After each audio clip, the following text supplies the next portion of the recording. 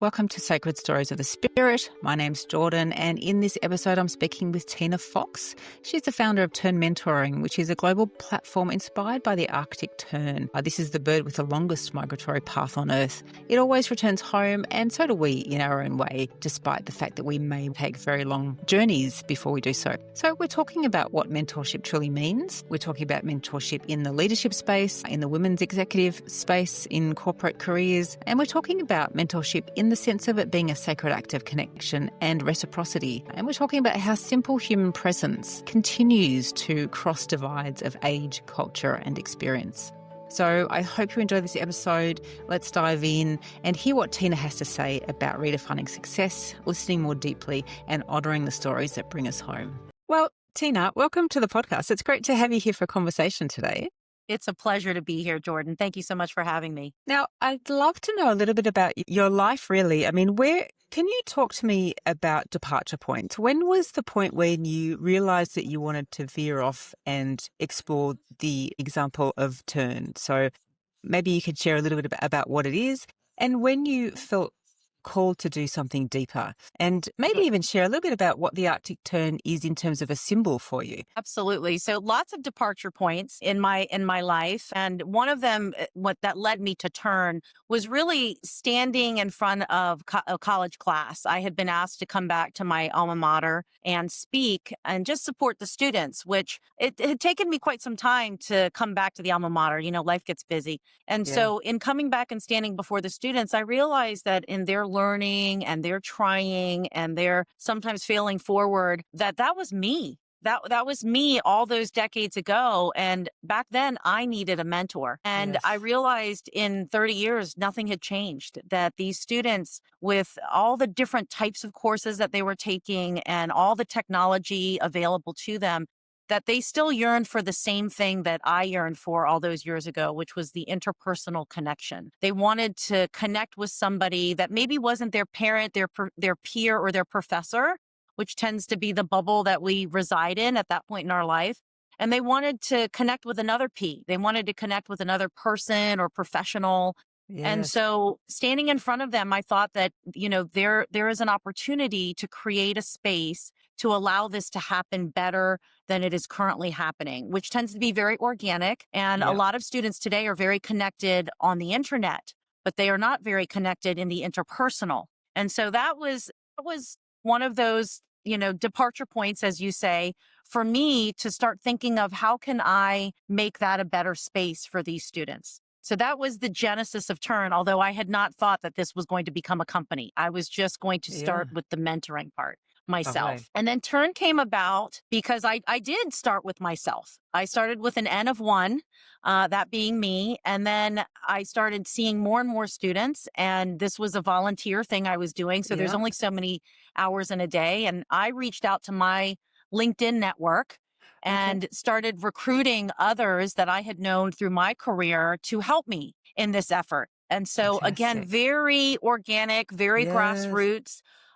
But I was finding that people were really loving it, whether they were the student or the alumni coming back to serve, that there was a genuine desire to want to support, and there was a genuine desire to want to learn outside of what the students had been learning and connect those dots. And so COVID hit and all of my efforts kind of went by the wayside because nobody was coming back to school. Everybody was trying to figure themselves out.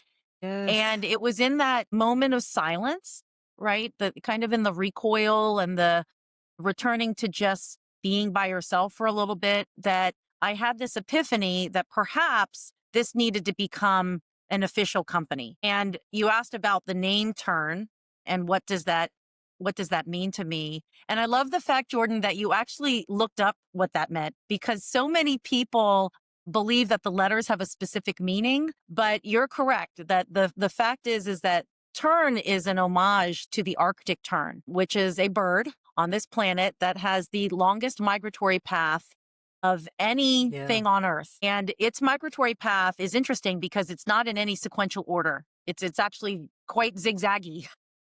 But the beauty of this Arctic tern is that it comes back home. And it always comes back home to teach the next generation of its travels, what it's learned. And so I thought that was really a symbol for a mentor's journey.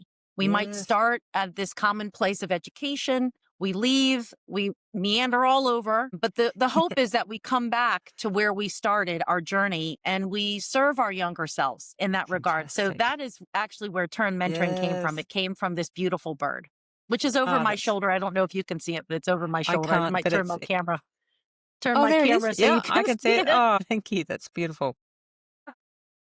So, Tina, how do you define mentorship? I mean, it's not really just a professional tool, is it? It's kind of like an act of connection and return, which can work on so many different levels. Yeah, well, actually, that's a great definition right there. We talked about the Arctic Tern and its journey home, and mentorship as at its core, it is a sacred act of connection and return. Mm, We just happen to have this ed tech platform here at TERN Mentoring that keeps things organized, and it allows us to scale. It allows us the opportunity to capture research for outcomes. But mentorship itself, if it's anything else, it's the power of that interpersonal. yes, And at TERN, we create the space for this to happen. It's that intentional sharing of wisdom and your experience, whether it's personal or professional. And it's that presence from one person to another. And what I love about Turn Mentoring is that it's often across generations or different life stages, right? yes, So for many people, it's this quiet, powerful acknowledgement that someone once showed up for me, and now it's my turn to show up for someone else. So from a mentor standpoint, I believe it's an opportunity to serve our younger selves. From a mentee standpoint, it's a place that sort of transcends the check-ins and career advice that they may be used to yes. getting. But for everybody, it becomes this relationship rooted in trust and vulnerability and in hope. Yeah, that's really stunning. I wanted to just kind of jump back to something that you were saying before, and I think it probably connects a little bit to COVID. And what I've heard from friends and peers is that, young people, as well as having more of a strength in online connection and communication now, also lost a lot of that interpersonal connection with COVID. So, long periods of time, not at school, not with that personal connection. What are you seeing in young people coming through the program at the moment? Do you think that's coming back, that ability to personally connect? Oh, 100%. I'm not just the founder of Turn and working through these one-to-one mentoring relationships, but I'm also a mom, right? So I'm a mom of two young boys and a bonus mom to one that's Okay. 26 Okay. who was in COVID when he was in college. Yes. And I think, time will tell with all the research that's going to be done as to what was the quote unquote true effect Mm. of all this time spent apart and having to rely upon technology alone. But I Yeah. do think, especially showing up into the classroom myself, is that these students are hungry for interpersonal connection. They're Yeah. hungry for Beautiful. belonging. Yes. They want to tell their stories. They want to hear from other people, and they want it to actually be an exchange, not a one way. Yes. I'm looking at YouTube to try to figure something out. They actually want to talk to a live person who's gone before them. Yes. Yes. And I wonder if there's something in that it really is about those stories that cross so many of those divides. The stories that people share about experiences cross social divides and cultural and generational divides. There must be a lot of depth in there. Well, absolutely. My own background. So I'm a military dependent, right? And as a military dependent, there's one thing that we do: we move a lot. Yeah. And so I had the chance to live in different countries, different languages, taste unfamiliar foods, even experience what different cultures find funny, which that's a whole nother Yes. story in and Oh, of I itself. totally agree. Yeah. Right? It's just different. And, Yeah. that kind of exposure shaped my view of what connection truly means. And that's baked into the DNA of Turn Mentoring, Mm. is having this different perspective. I believe when you sit down with somebody in a one-to-one mentorship relationship, that there is something that changes, something that shifts, and the listening becomes a little bit more intentional. Yes. There's a genuine desire to understand and help in a mentoring relationship. Yeah. Let's talk about women in leadership. What are some of the things that women seek in mentoring relationships, and what are some of the challenges that they might find? Yeah, this one's interesting because as a woman who came from corporate America and then became an entrepreneur about 11 years ago, the numbers remain against us. As far as, we remain a minority in the boardroom, in leading companies, in raising capital. And I've been a part of all of those, Mm. right? And so it's hard. Finding mentors can be a little bit elusive, to be perfectly honest with you. But, it's human nature, I think, to stay in a place that feels familiar. So Yes. I'm not going to necessarily knock my male counterparts for not reaching out and mentoring me. I mean, it's probably daunting as to like, well, how am I supposed to mentor this woman, right? We don't have the same skills. We don't have the same background. We don't enjoy the same types of things. I noticed sports was always a big point of connection for Yes. my male counterparts. And one Yes. of those sports was golf. And so I remember, just a short story here. I remember that I did not play golf, but they were all on course. And Yes. this is how they networked. And Yes. I had asked a couple of friends to teach me the game of golf, and they did. Okay. And so I Yeah. finally decided to go out on course. And that was the scariest thing I had ever done because I didn't know what I was doing. I'm Yeah. thinking I'm going to be playing with Tiger Woods, but I was really just playing with Larry. And in playing with these guys, I realized their game wasn't actually much better than mine. And that's when I realized, so they're doing this for the networking. They're not necessarily doing this because they're going to have the lowest score on course. So my point in sharing that story is that sometimes we have to get out of what's familiar, right? And Yes. get into something that's different and immerse ourselves in order to gain new perspectives and become advocates or mentors for others. And once I ended up playing on course and getting to know these guys in a different way outside of just the business boardrooms, they were really very welcoming and they wanted to talk to me. And there was this commonality, and it was enough of a commonality that made the mentoring happen more. Yeah. That's really nice. And it makes me happy because as someone who absolutely doesn't do sport at all, that might help lower the expectation of what you have to do to be in that space with them, I guess. Yeah, I think we have a lot of our own talk in our head before we even show up to Exactly. something. And Exactly. that paints a picture that's not necessarily true. Well, I hope you're enjoying the second series of Sacred Stories of the Spirit. This season, conversations traverse change, identity, and belonging, and they ask us how to live with more integrity, more courage, and more connection, both to ourselves and each other. Together, we're looking at what it means to live story as practice, to let story guide our healing, our growth, and our understanding of what's possible in the day-to-day. Stay with us as we journey through the landscapes of courage, authenticity, and transformation. Yeah, nice. What do you think about mentorship in the executive landscape? What shifts do you see them go through with the mentoring process? That's an interesting question because not every executive lends themselves to mentoring. And I think maybe it's because of proximity. Maybe it's because there has to be this space. And so there's a lot of hierarchy that's involved, at least in the organizations I've been a part of. But I found that the best leaders do lend themselves to mentorship. And where they do it the most well is when they not necessarily talking about their successes, because, there's actually more lessons coming from what you learned in your failures than there is to tell Yes, somebody, well, and then I did this, and then I did that, and this is how I yes. arose to this level. I mean, there's a lot of steps between, me and Oprah Winfrey. But I'm Yep. sure if I had a chance to talk with Oprah and she told me about some of the things that she learned through her failures, that would be more of a human Yes, connection, right? That would be more of the human experience. I think when leaders decide to put themselves in a mentorship role that is authentic and that talks about the stickiness and the messiness and that it's not mm, always a linear path. And I yes, tried this and it didn't work. That's when the real person emerges. And that's yeah, where the success and mentorship comes from. yeah, lovely. You describe the mentor's journey like the turn, so leaving, returning, learning, returning. What's been some moments of your own returning where you've come back with new wisdom and been able to share the journey? Yeah, I mentioned earlier that it took me so long to go back to my alma mater. I mean, I was just busy. And Yeah, you know what busy means? Busy means that everything else is just not a priority, right? That's what busy actually means. And so at the time I was busy with work, raising a family and even more. And so I just didn't find time to go back to my alma mater to see, what are the students of tomorrow doing? And then when I was asked to come back one time, I was hooked.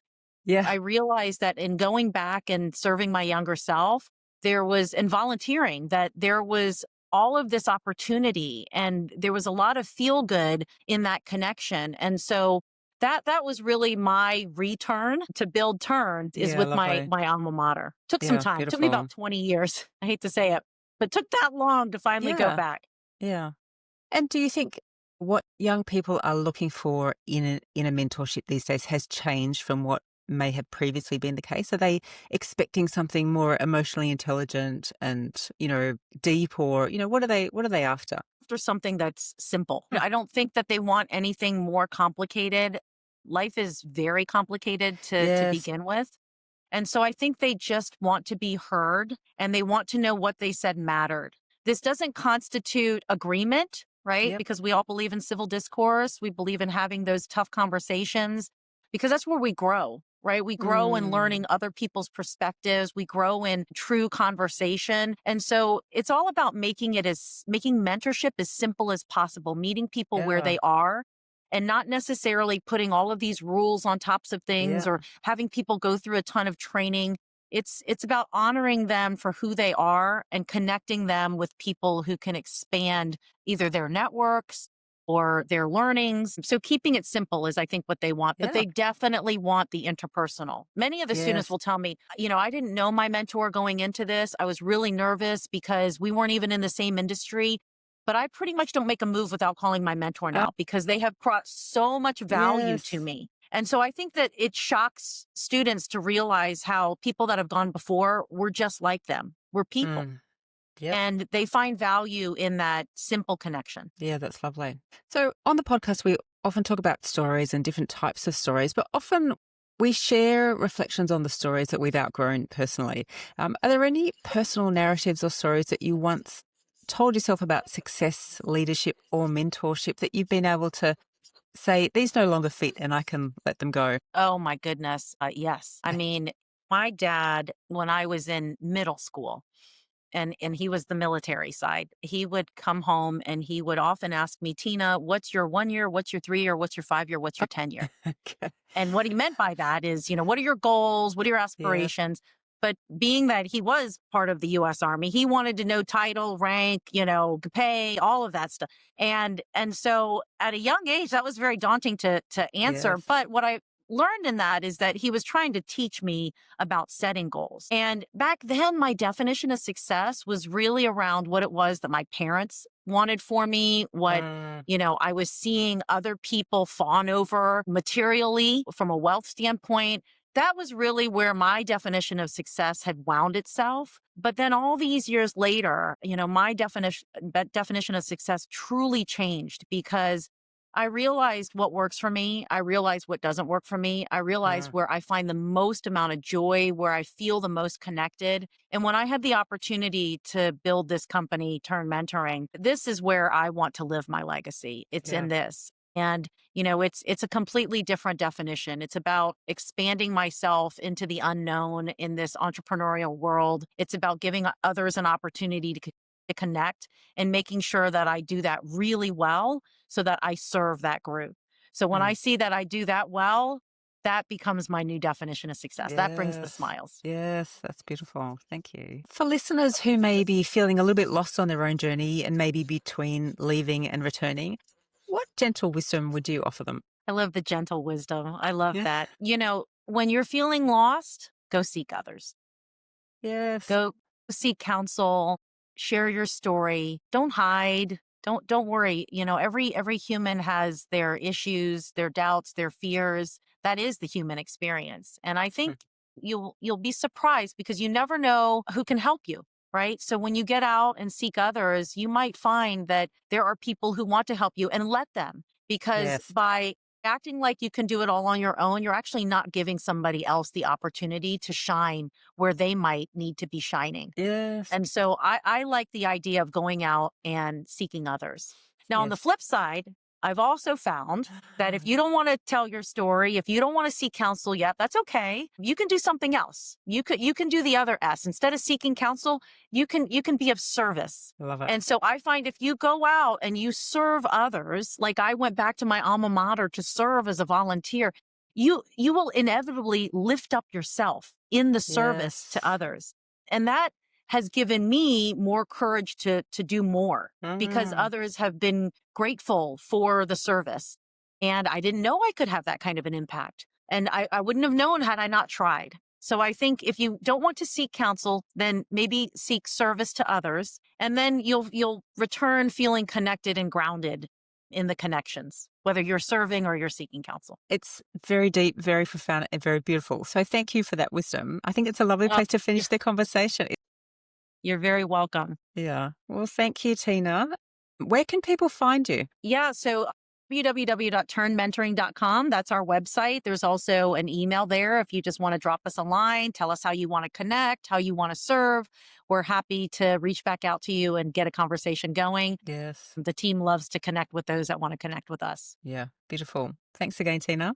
Thank you, Jordan. It was a pleasure. Well, that's another episode wrapped up for today. And I really want to thank Tina for her wisdom and warmth. Her story reminds us that mentorship is more than guidance. It's a return. Each time we show up for someone else, we meet a younger version of ourselves and pass on what we've learned along the way. In a world that often values independence, Tina reminds us of this quiet strength that we can find in connection, and that when we're feeling lost, we can either seek counsel or be of service, and both will actually serve to bring us home. You can find more about her work at ternmentoring.com or check out the show notes for more information about where you can find her and her details. I hope you've enjoyed this episode, and until next time, I hope that your journey and your return is guided by connection as well. If you're new to Sacred Stories of the Spirit, you might like to go back and listen to Series 1 of the podcast, Where the Journey Began. In this first series, we explore the transformative power of story and how the act of sharing, reflecting, and reframing our experiences can help us make sense of who we are. So if you haven't already, I invite you to take a listen, and hopefully you'll find something in each episode that's timeless, whether it's an insight, a question, or just a moment of recognition and reflection. Enjoy.